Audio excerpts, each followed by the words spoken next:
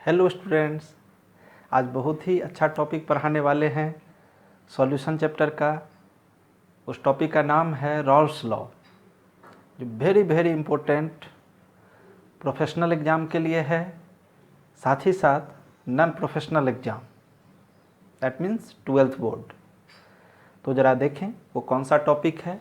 तो Rawls law, इसमें बहुत अच्छा कंसेप्ट भी है और इसमें हम कंसेप्ट के साथ साथ ट्रिकी अप्रोच भी बहुत सारा बताएंगे, इसीलिए पूरा वीडियो लेक्चर देखें।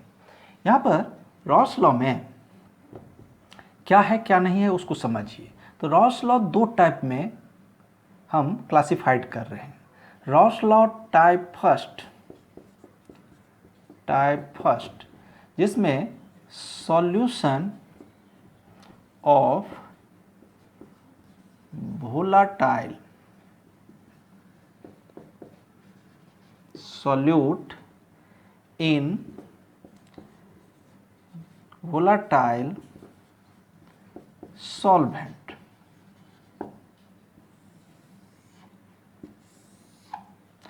अब ये volatile solute और volatile solvent में सॉल्यूशन के बारे में क्या बताया रॉल्स लॉ ने, तो जरा देखिए क्या बताया।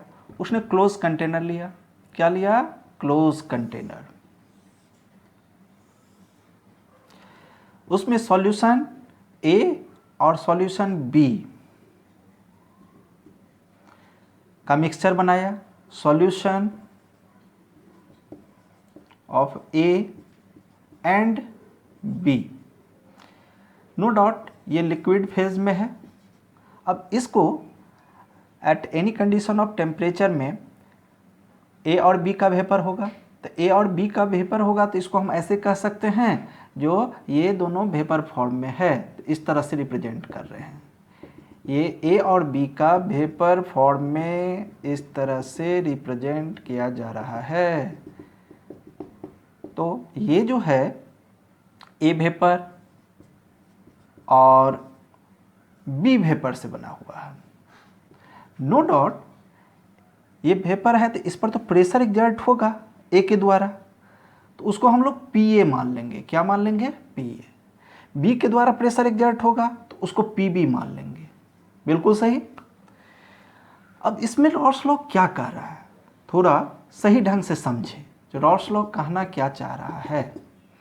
तो रॉल्स लॉ कहना चाह रहा है, मैथमेटिकली समझे, ये जो वेपर प्रेशर या ऐसा भी कह सकते हैं partial pressure of vapour A, जिसको हम लोग पी ए कहते हैं, वो directly proportional to mole fraction of A in liquid.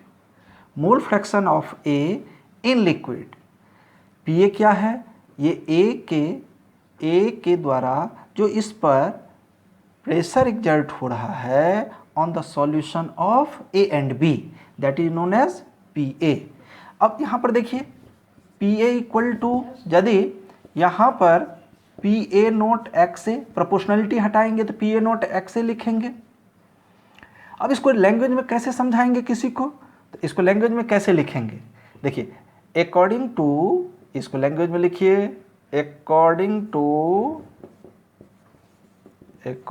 To Raoult's law partial pressure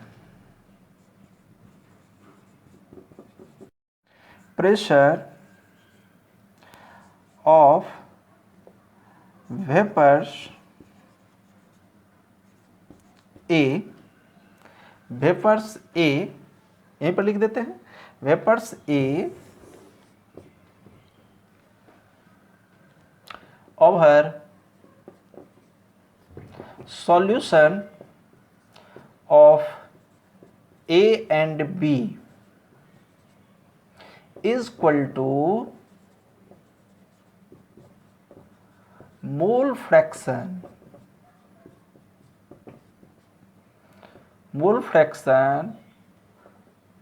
of A in liquid multiplied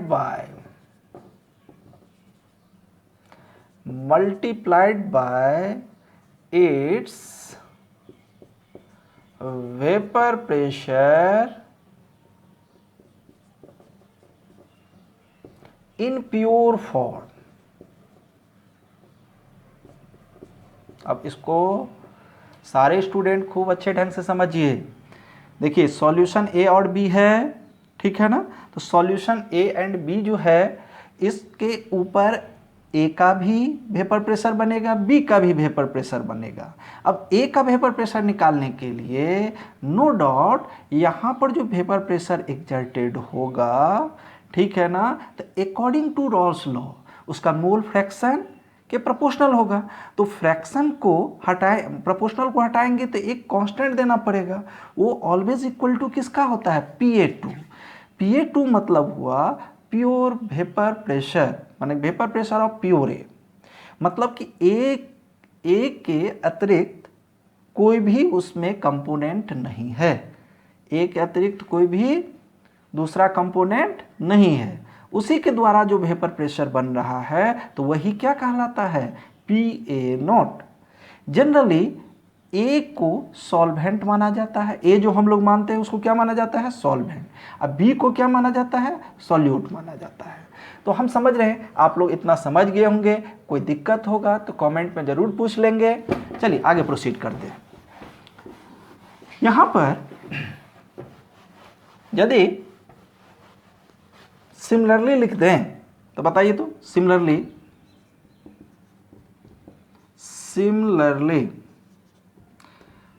PB equal to क्या होना चाहिए, PB0 XB होना चाहिए, बिल्कुल सही। अब आपको Dalton's law of partial pressure सिखा चुका है, जो P टोटल इक्वल टू सारा सम ऑफ प्रेशर होता है, Pa प्लस PB होता है, जानते हैं ना, जिसको total vapour pressure of the solution कहते हैं।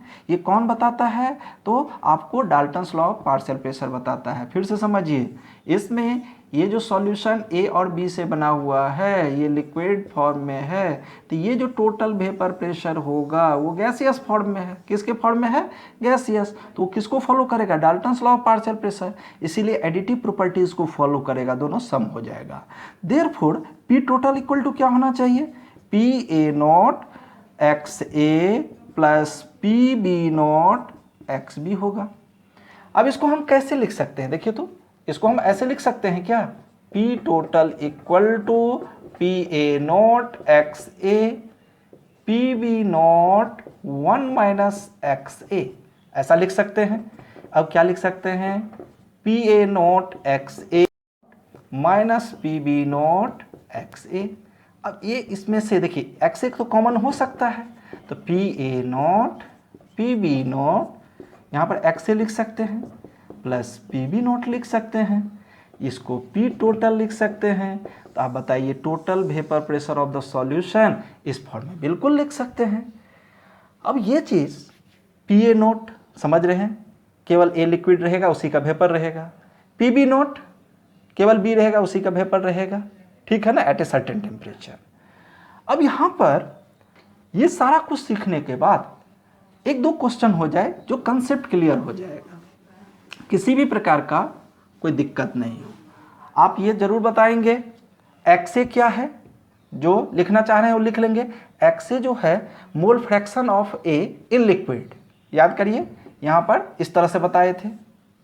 XA जो रहेगा A और B लिक्विड फॉर्म में है ना, तो ये XA और XB है, ठीक है ना। तो ये लिक्विड में जितना मोल फ्रैक्शन A का होगा वो XA कहलाएगा, और B कंपोनेंट जितना नहीं लिक्विड में है उसको XB कहेंगे। अब इस तरह से जानने के बाद थोड़ा और समझे, जो सर ये सारा कुछ तो आप बता दिए, इस पर क्वेश्चन क्या बन सकता है, ध्यान दीजिए। तो क्वेश्चन क्या बनेगा, क्वेश्चन के लिए एक छोटा सा क्वेश्चन लेते हैं। आपको P टोटल इक्वल टू ऐसा दिया गया है, यहाँ पर 254 माइनस 119 XA, 119 XA।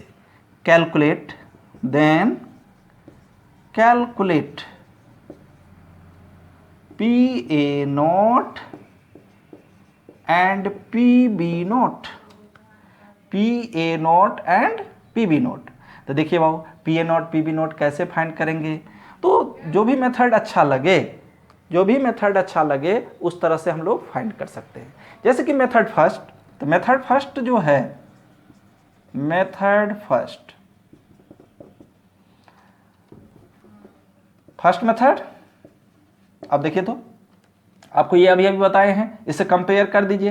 तो ये जो स्टेक्यू होगा एक्सए में जो पीछे में लिखा गया है वो एक्सए का होगा, नहीं तो इसका मतलब हम लोग लिख सकते हैं P A not minus P B not equal to कितना होना चाहिए, -119। फिर एक बात बताइए, P B not equal to कितना होना चाहिए, P B not equal to कितना होना चाहिए, 254। नहीं, अब ये 254 होगा तो इसको हम लोग बिल्कुल लिख सकते हैं इस तरह से। देखिए 254 यहाँ पर वैल्यू रखेंगे तो पी ए नॉट का वैल्यू निकलेगा कि नहीं, यस नो में जवाब दीजिए, बिल्कुल निकलेगा। तो P A not minus 254 minus 119 P A not minus 119 plus 254 135 P A not, ये mm ऑफ एच जी में दिया रहेगा क्वेश्चन में, mm ऑफ एच जी में दिया रहेगा क्वेश्चन में। तो क्या हम लोग फाइंड कर सकते हैं कि नहीं, बताइए, mm ऑफ एच जी में। तो ये इस तरह से वैल्यू हम लोग फाइंड कर लिए, कोई प्रॉब्लम होने वाला नहीं है। चलिए अब सेकेंड मेथड जरा देखिए, तो ये तो फर्स्ट मेथड हुआ, सेकेंड मेथड भी से भी बना सकते हैं। सेकेंड मेथड लिख लीजिए, सेकेंड मेथड में एक बात बताइए, आप जानते हैं अभी पी ए इक्वल टू क्या होता है, पी ए नॉट एक्स है, आप जान रहे हैं। यदि इक्वल टू क्या मानना पड़ेगा, 1 मानना पड़ेगा, तो P A becomes equal to क्या हो जाएगा, पी ए नॉट। बिल्कुल समझ में आ रहा है। सिमिलरली, अच्छा इतना तो आप समझ गए, इसका मतलब एक्स ए इक्वल टू 1 का वैल्यू देंगे तो ये पी टोटल कन्वर्टेड किस में आ जाएगा, पी ए नोट में, या पी ए भी कह सकते हैं यहाँ पर। तो यहाँ पर क्या होना चाहिए, देखिए तो ये इक्वेशन, मेन इक्वेशन देखिए तो P total equal to 254 minus 119 into यदि 1 रख दें तो ये 135, ये किसके इक्वल टू हो जाएगा बताएंगे, P A not equal to, क्या आप समझ गए। अब mm ऑफ एच जी में दिया रहेगा तो इस तरह से वैल्यू फाइंड कर सकते हैं। सिमिलरली यदि x ए इक्वल टू 0 होगा तो x भी इक्वल टू 1 होगा, क्योंकि आप जान रहे हैं x A plus X B equal to क्या होता है, 1 होता है। तो देयरफॉर x बी इक्वल टू क्या होना चाहिए, बोलिए तो 1 होना चाहिए। क्या होना चाहिए, x बी इक्वल टू यदि 1 होगा तो x ए इक्वल टू क्या होना चाहिए, बोलिए 0।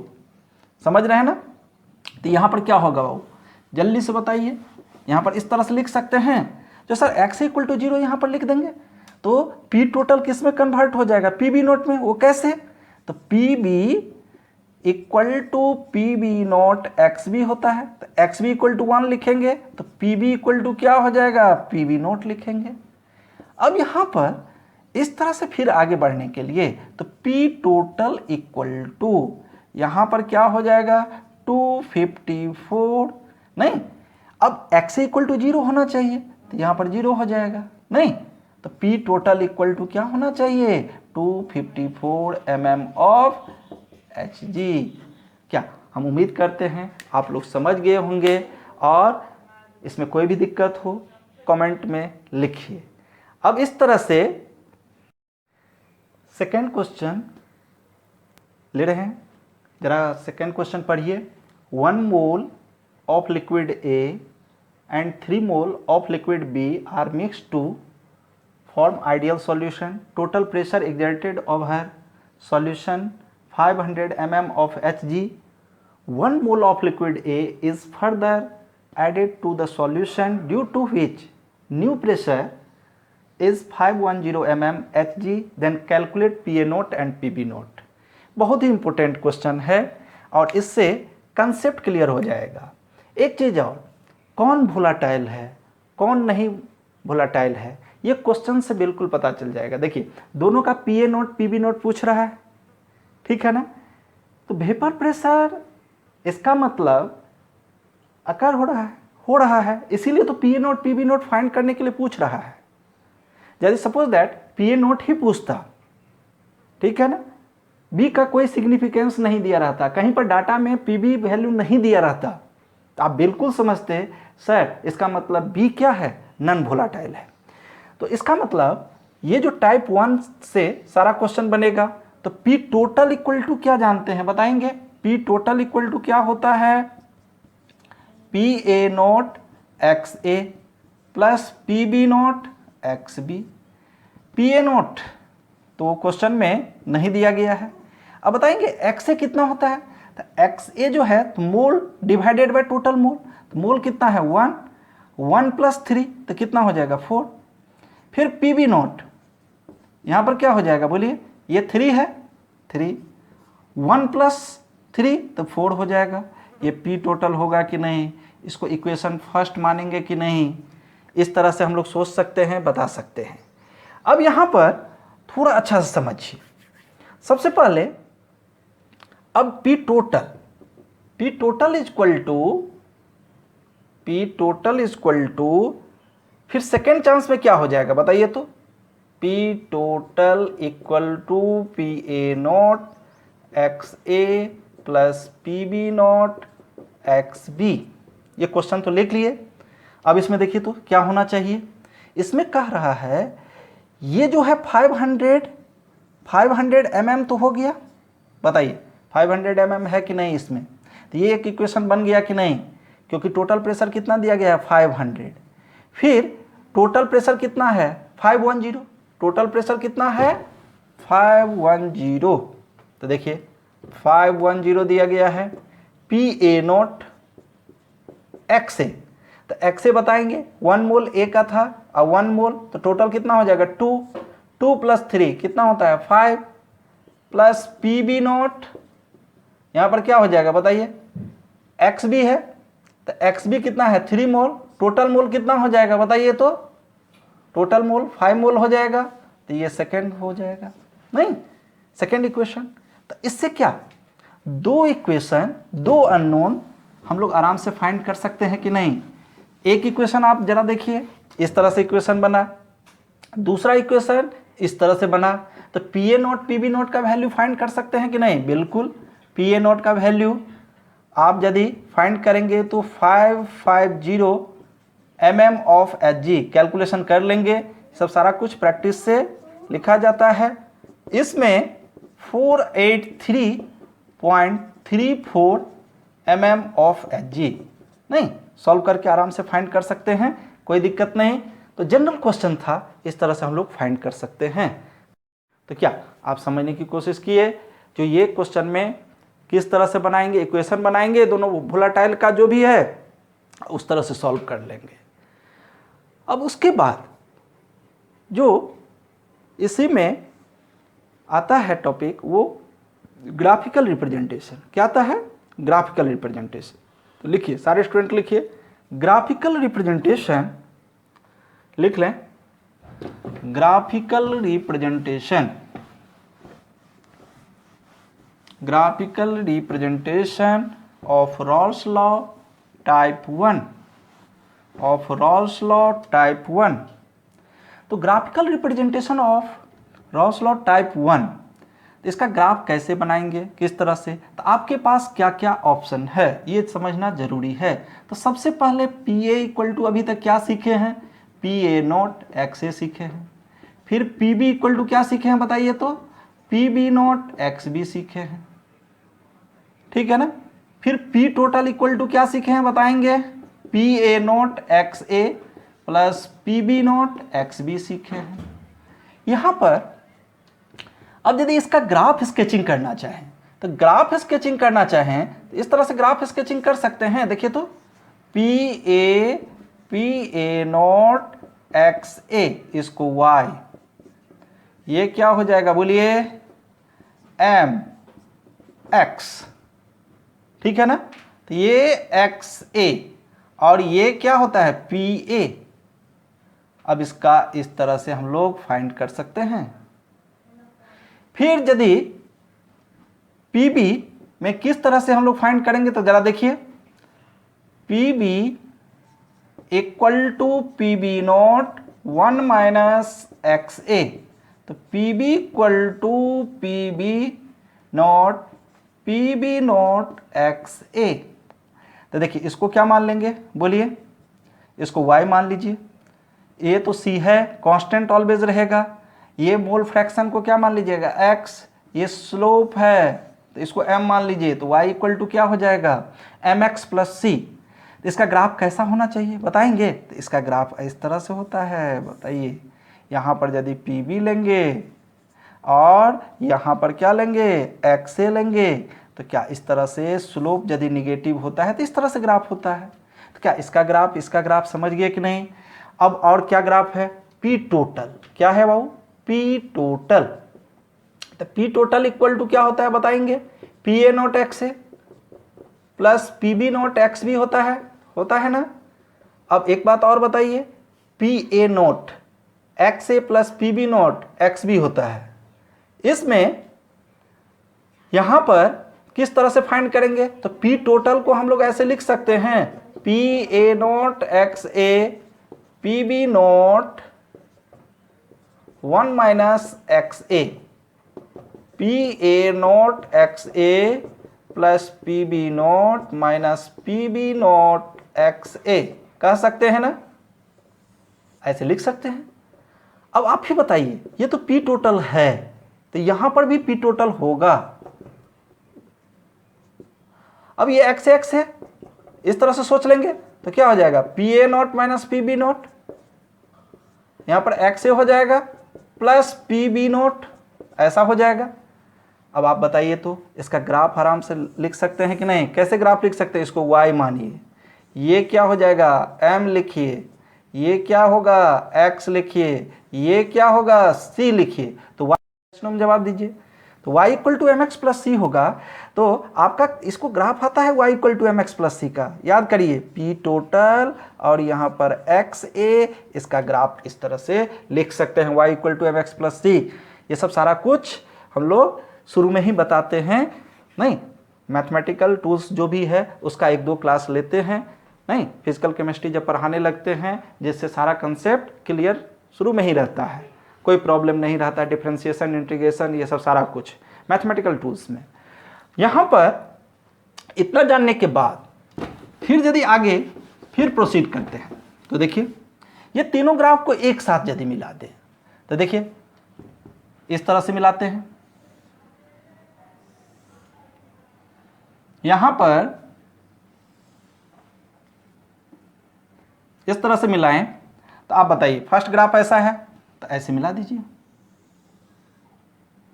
ये जो पॉइंट जहां पर मिलेगा वो किसको रिप्रेजेंट करेगा, पी ए नोट को। क्यों रिप्रेजेंट करेगा वो हम बता रहे हैं। फिर ऐसा ग्राफ मिला देंगे, ये जो रिप्रेजेंट करेगा ये किसको रिप्रेजेंट करेगा बताइए, पी बी नोट को।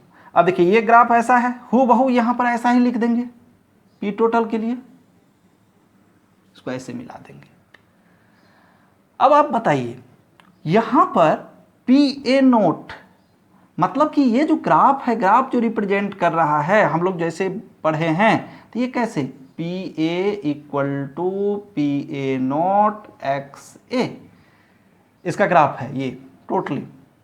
ये किसका है बताइए तो, P B equal to P B note X B.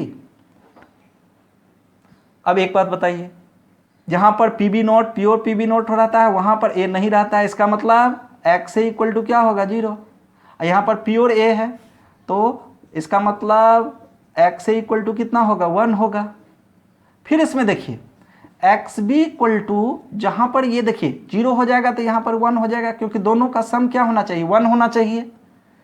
फिर यहाँ पर क्या हो जाएगा, एक्स बी इक्वल टू क्या हो जाएगा, 0 हो जाएगा। तो ये आपको जो हम सिखाए हैं ये ग्राफ, मतलब कि 3 ग्राफ को एक में कंबाइन करके सिखाए हैं। तो इस तरह से नहीं तो नहीं सीखते ये, तो ये रटना ही पड़ता, जो सही बात नहीं है, ठीक है ना। सारा कुछ का कंसेप्ट सही है, उस तरह से सीखना जरूरी है। यहाँ पर इतना जानने के बाद अभी जो हम लोग सीखे हैं तो उससे एक क्वेश्चन भी हो जाना चाहिए। आप जान ही रहे, इस पर क्वेश्चन एक बनाना जरूरी है। ये किस चीज को रिप्रेजेंट कर रहा है बताइए तो, P total equal to P A plus PB इसको रिप्रेजेंट कर रहा है। क्या सारे स्टूडेंट को समझ में आ गया? अभी अभी इसका एक्सप्लेनेशन किए हैं। अब इसमें क्वेश्चन कैसे बनाएंगे, तो देखिए क्वेश्चन कैसे बनेगा। हम इसको मिटा देते हैं, इसको भी, इसको भी। यहां पर लाइन एक भी ड्रॉ कर लेते हैं। देखिए परपेंडिकुलर लाइन। अब ये परपेंडिकुलर लाइन, इसको कुछ भी मान लीजिए, इस पॉइंट को मान लीजिए CDEF।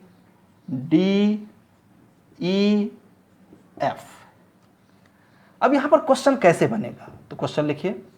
क्वेश्चन इस तरह से रहेगा, CF रिप्रेजेंट्स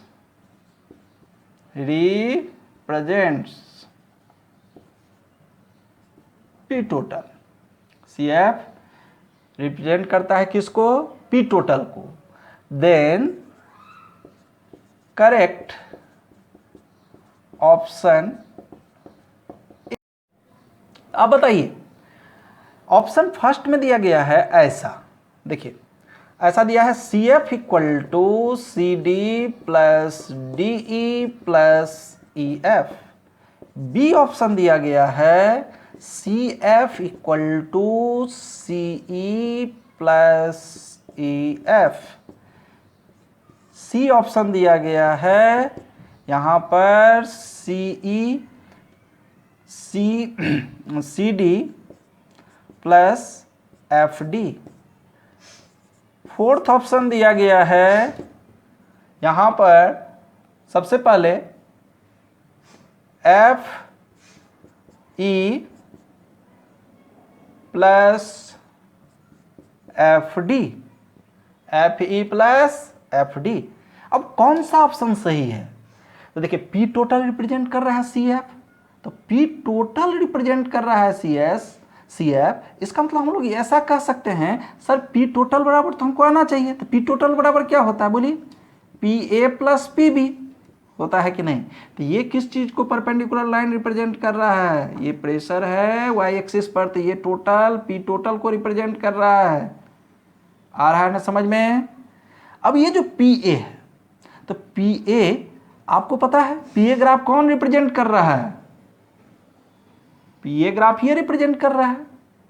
अब PB ग्राफ कौन रिप्रेजेंट कर रहा है? ये ग्राफ रिप्रेजेंट कर रहा है। तो ये जो ग्राफ रिप्रेजेंट कर रहा है, इसका परपेंडिकुलर जो लाइन होगा यहां से, इस पॉइंट से D और F जो होगा वो किसको रिप्रेजेंट करेगा? PA को। किसको रिप्रेजेंट करेगा? PA को। तो क्या लिख सकते हैं? FD। फिर ये देखिए इसी तरह से ये किसको रिप्रेजेंट कर रहा है? PB को। तो ये इस पॉइंट के लिए सोचना है, तो ये पॉइंट, ये इंटरसेप्ट किसको रिप्रेजेंट करेगा? F और E किसको रिप्रेजेंट करेगा? तो PB को। तो लिख लीजिए FE, ये किसको रिप्रेजेंट करेगा? P टोटल को। तो ऐसा हम लोग कह सकते हैं। तो sir P total equal to हम लोग क्या लिख सकते हैं बताइए? P टोटल किसको रिप्रेजेंट करता है? CF को। किसको रिप्रेजेंट करता है? CF। आप ऑप्शन देख सकते हैं, कौन सा ऑप्शन है बताइए? ये ऑप्शन है नहीं, तो ये ऑप्शन है। तो इस तरह से हम लोग क्लिक कर सकते हैं। इसका ऑप्शन कितना होगा बताइए? C ऑप्शन होगा, अरे D ऑप्शन होगा। क्या होगा? D option. अब जितना हम पढ़ाए हैं, कोई भी डाउट हो तो कमेंट में ज़रूर लिखें। किस में लिखें? कमेंट में ज़रूर लिखें। एक चीज़ और, कहीं भी कोई भी कंसेप्ट रहे, कहीं भी कंफ्यूजन हो, वो भी शेयर करें मेरे साथ, ठीक है ना? और अगला वीडियो लेक्चर इससे बहुत ही इम्पोर्टेंट होगा, रॉल्स लॉ पर। ठीक है, थैंक यू।